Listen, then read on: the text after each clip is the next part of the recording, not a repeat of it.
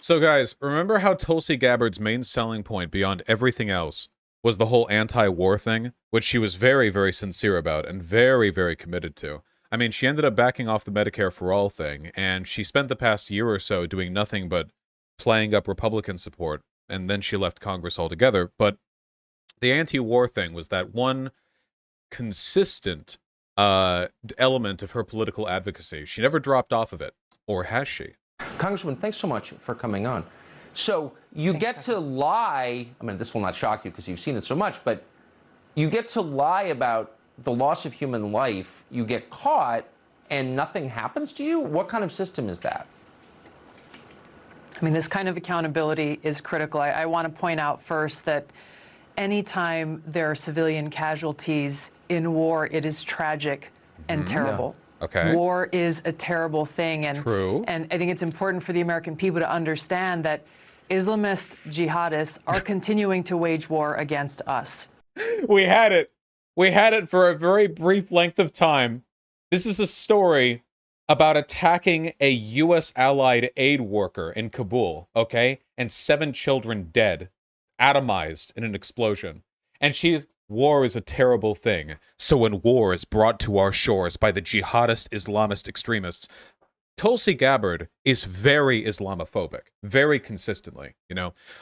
It explains a ton of her behavior. First of all, she's allied with the Hindu nationalists over in India. And second of all, the Assadist government, which she is also kind of sort of bandied around with. Isn't the Assadist government celebrated by a lot of right-wing groups here in the U.S. because they're considered a relatively secular branch, like a relatively secular power in the Middle East? I mean, they're brutal and barbaric and monstrous, the Assadist regime, but it's not the kind of barbarity that is typically associated with, you know, Islamic extremism, so you get aligned with that. Tulsi Gabbard really hates Muslim people, you know, like really, really, really hates them. She did not support Assad as far as I know, just talk with them. The media made a hype about it, but she's still Islamophobic. Isn't it a little weird for like a congressperson to get like invited to talk with some tin pot dictator over in the Middle East who's like purging their own population? Like that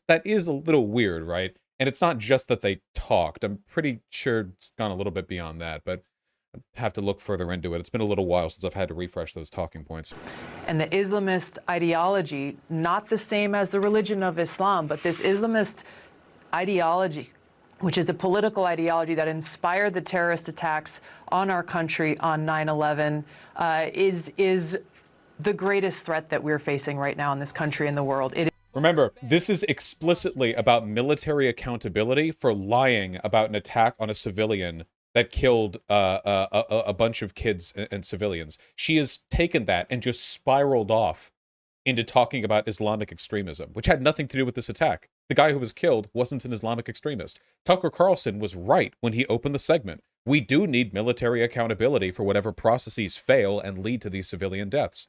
It is the foundation of governance of so-called Islamic countries like Turkey and Iran and Saudi Arabia and Pakistan. And it's what's behind the discriminatory policies that they have in these countries against Christians, Hindus, Buddhists, atheists, and others. So as long as these Islamist jihadists... Listen to that again. Like Turkey and Iran and Saudi Arabia and Pakistan. And it's what's behind the discriminatory policies that they have in these countries against Christians, Hindus, Buddhists, atheists, and others. Again, Tucker Carlson passes you the ball, okay? This is an opportunity to demonstrate how anti-war you are. Yes, Tulsi Gabbard could have said, I am disgusted by the United States military's lacking processes that led to the assassination, the death of multiple civilians. I'm disgusted by it. And furthermore, I think that there should be consequences for lying about this sort of thing. Instead, she has taken this as a full opportunity to launch into a tirade on the threat of Islam. Not just in any specific situation here, but the broader threat. She's gone global. Turkey, India, just all over the world now, you know? Because she doesn't care about the death of civilians. Tucker Carlson's confused expression here is actually legitimate for the first time. Like, this is an instance where Tucker Carlson's facial expression might actually be warranted, because what she's saying right now has nothing to do with the prompt that she was given.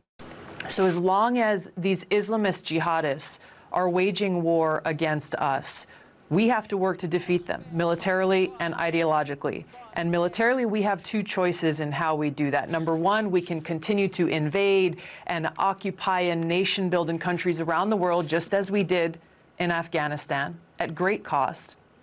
Number two, we can take a targeted approach using airstrikes, using our special forces to go in and go after these terrorist cells. I like this dichotomy from the anti-war Tulsi Gabbard. We have two choices. We can do boots-on-the-ground warfare, or we can police the sky with drones. Oh, really? Are those the two approaches, Tulsi Gabbard? Is that true? Those are the only two. Oh. How was anyone fooled by this? Jesus Christ. Yeah, she was Islamophobic. Like, she's been Islamophobic fairly visibly for as long as she has had a public platform from which to express it, you know? Like, this is a quote from her Wikipedia page. Gabbard criticized the Obama administration in more than 20 appearances on Fox News between 2013 and 2017 for refusing to say that the real enemy of the United States is radical Islam or Islamic extremists. This is and she's supposed to be a lefty, by the way. So the real enemy of the American worker isn't like the wealthy or global capitalism or even like crony capitalism, if you want to like banty about that a little bit. It's radical extremism from Islam. That's the real enemy. And while she's called herself anti-interventionist, she also calls herself a hawk when it comes to fighting terrorism. But the thing is, all modern military engagements from the United States are enacted through the justification of fighting terrorism. She's pro-interventionism.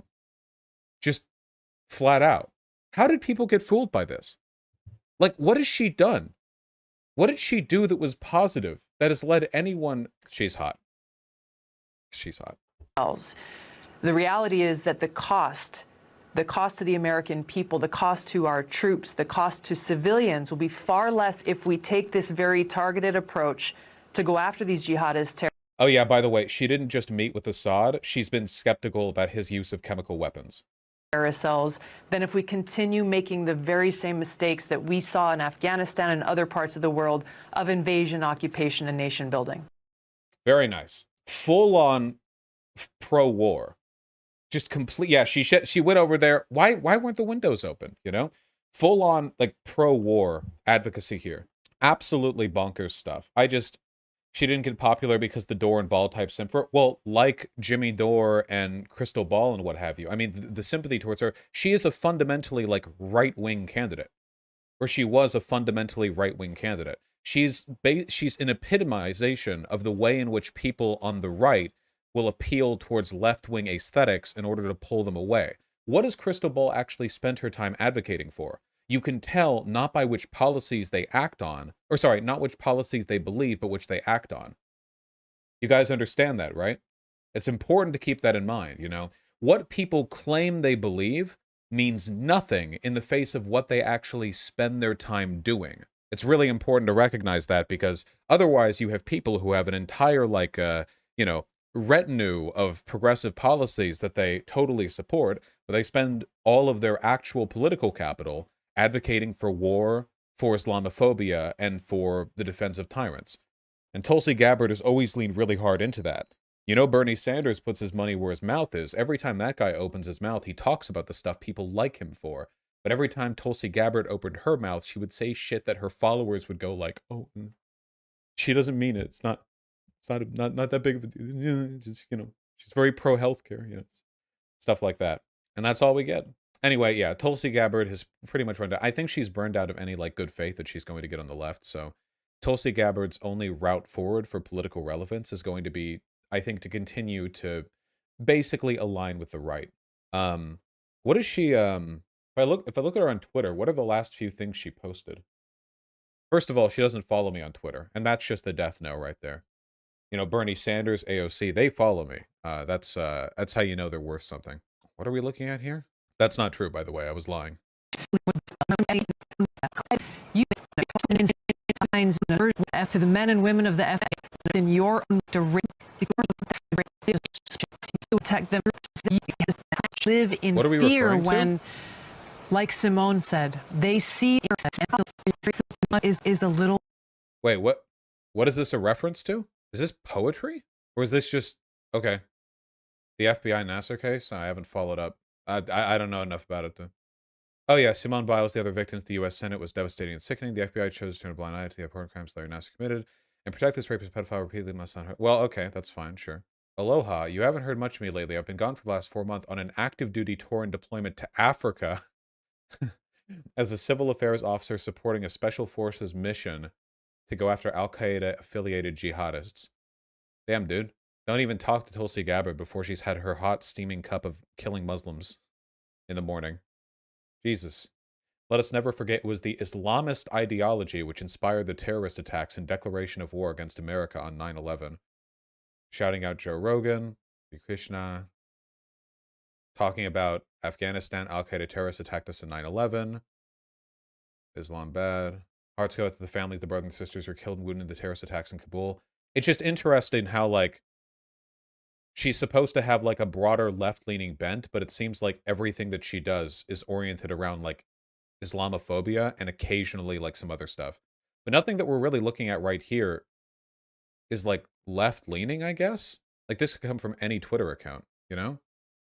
More stuff in Afghanistan. Oh, here we go. I guess this is good. As the billionaires look down on our planet they believe they own from their heavenly perch, regular folks struggle to pay the rent and put food on the table. I guess that's stuff that, like, I don't know, it feels like Tucker Carlson could say the same stuff. I don't even know, man.